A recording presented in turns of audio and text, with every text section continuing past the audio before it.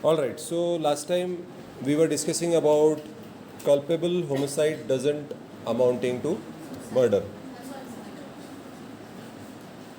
So there are certain exceptions to section 300 जैसे मैंने आप लोगों को बताया कि मैंने आपको बताया था कि ग्रेव एंड सडन प्रोवोकेशन होगा, ओके, या if you have exceeded your right of private defence, आपने अपने प्राइवेट डिफेंस को एक्सरसाइज करने की जो पावर्स हैं वो आपने एक्सीड कर दी है, या public servant has exceeded his powers while performing his duty, okay, thinking that is bound by law, नहीं, पर वो नहीं था, ठीक है।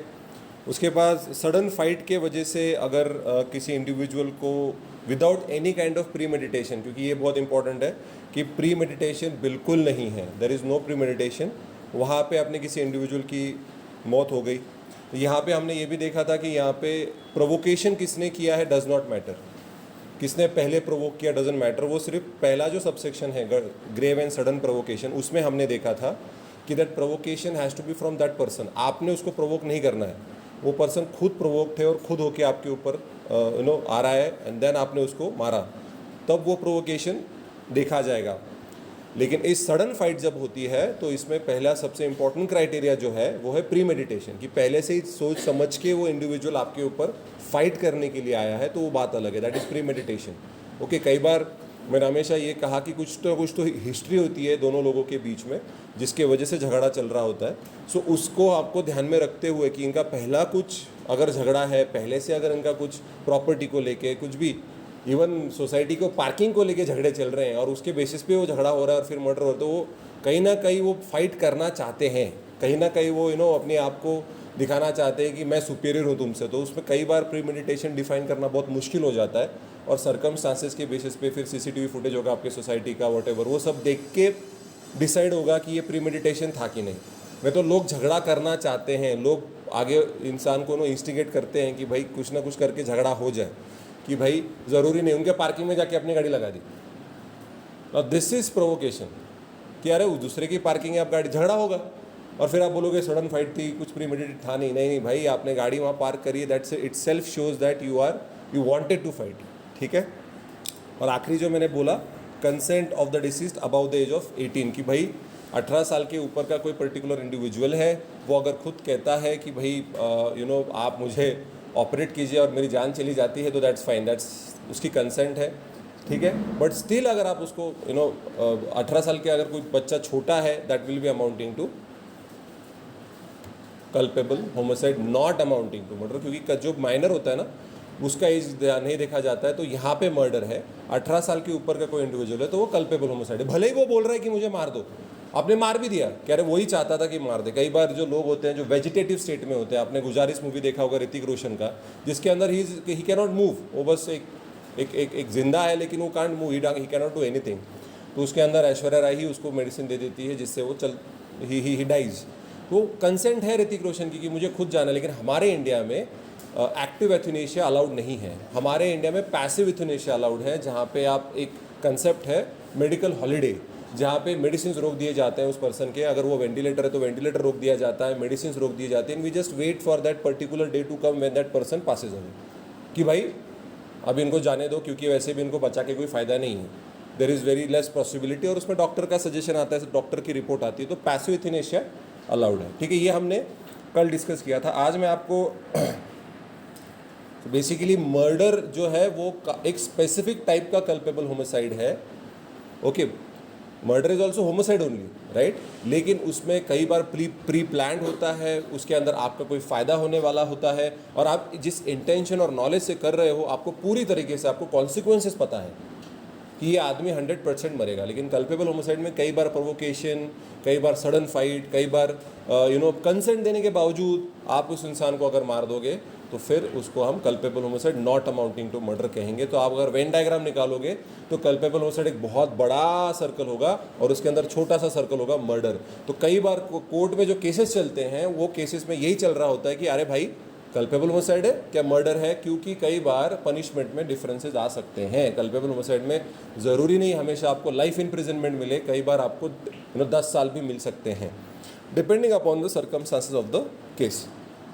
उसके बाद एक केस लॉ मैं आपको समझाना चाहता हूँ, kindly write down the case law. रेग वर्सेस गोविंदा, रेग REG, रेग वर्सेस गोविंदा। ओके, ये काफ़ी पुरानी केस है, बॉम्बे हाई कोर्ट ने एक्सप्लेन करी है 1876 में, वेयर बेसिकली इस पूरे केस का आपको मैं ऑब्जेक्टिव बताना चाहता हूँ।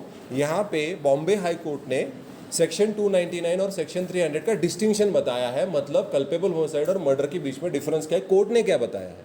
तो ये केस उस हिसाब से काफ़ी लैंडमार्क केस है, क्योंकि आज भी इसको रिफर किया जाता है कई बार कि भाई what is the exact difference between culpable homicide and murder. ठीक है, तो इस केस के फैक्ट्स क्या थे, चलो देखते हैं।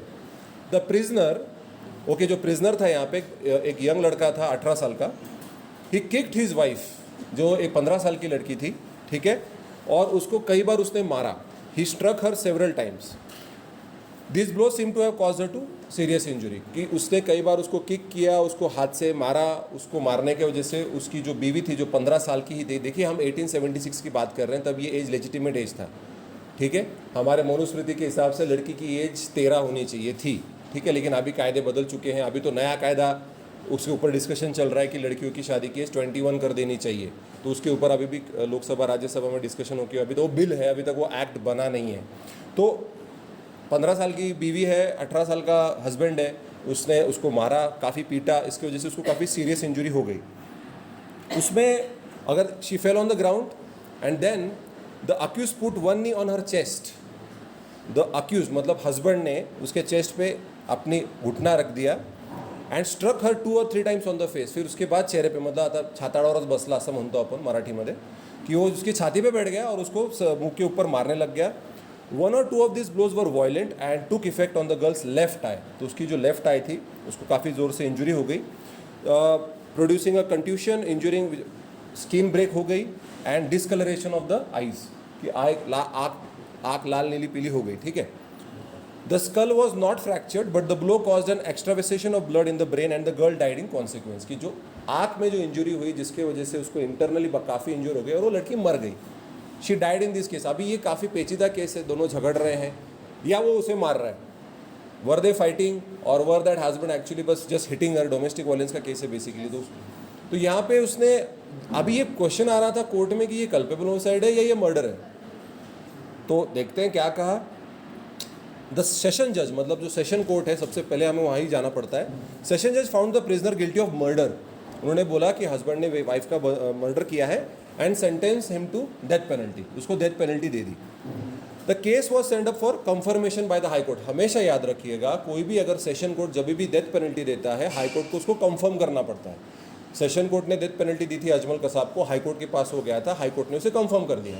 Confirmation is necessary just because high court check करता है कि कहीं ना कहीं कुछ एरर ऑफ लॉ या एरर ऑफ फैक्ट तो नहीं हो गया सेशन कोर्ट से। तो just a matter of formality, लेकिन यहाँ पे वो बहुत बड़ा डिसीजन मेकिंग या डिसीजन चेंज हो सकता है। Now there being a difference of opinion between the judges as to what offence the prisoner had committed, the case was referred to the third judge, एक तीसरे जज को, क्योंकि थोड़ा सा यहाँ पे जब हाई कोर्ट के पास गए तो हाई कोर्ट में एक जज बोल रहा था कि भाई कल्पेबल होमिसाइड है और दूसरा जज बोल रहा था कि भाई मर्डर है। अभी दो जजेस में अभी मेजॉरिटी कैसी आएगी, 50-50 हो गया ना। तो किसी तीसरे जज को रिफर करने की भी सीआरपीसी में सुविधा दी गई है। ओके, कि जहाँ पे दो बेंच के, अगर हाई कोर्ट के अगर आपके बेंच है आपका दो, अब दोनों जजेस अलग अलग बोल रहे हैं तो तीसरे जज को आप प्रेफर कर सकते हो, वो हाई कोर्ट का ही होता है। अब इस केस में तीसरे जज को उसके ओपिनियन के लिए पूछा गया। अब उसने क्या कहा, now whether the offence is culpable homicide or murder depends upon the degree of risk to human life. सबसे इंपॉर्टेंट उन्होंने बोला कि डिग्री ऑफ रिस्क, कितनी ज़्यादा रिस्क है कि इस पर्टिकुलर इंसान की ज़िंदगी पे मरने की प्रोबेबिलिटी कितनी है। ओके, इसके अंदर ऑब्वियसली इंटेंशन तो क्लियर दिख रहा है, मार रहा है, पीट रहा है, लेकिन क्या वो उसको मारना चाहता था और उसकी जान कितने खतरे में थी, क्योंकि he was hitting her by fist and knees and legs. उसके हाथ में कोई डेडली वेपन था नहीं कि भाई कुछ बेलन लेके मार रहा है या बर्तन लेके मार रहा है, छुरा लेके मार रहा है। हाथ में वेपन कुछ नहीं था, सिर्फ उसकी फिस्ट थी और उसके हाथ पैर थे, मतलब बॉडी था उसका उसके अलावा कोई वेपन नहीं था।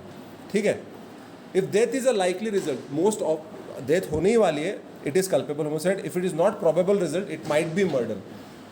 नाउ देखते हैं, the offence is murder if the offender knows that the particular person injured is likely either for peculiarity of constitution or immature age or other।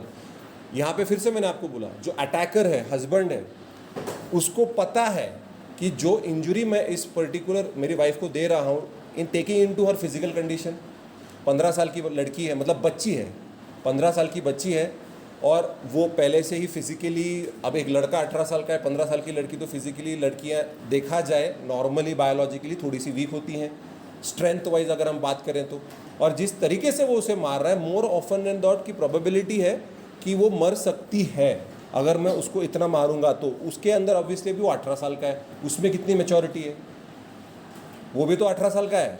ऐसा नहीं है कि दैट पर्टिकुलर पर्सन इज़ 25-30, क्योंकि उस ज़माने में 13 साल की 15 साल की लड़की 60 साल के बूढ़े के साथ भी शादी करती थी। We are talking about 1876।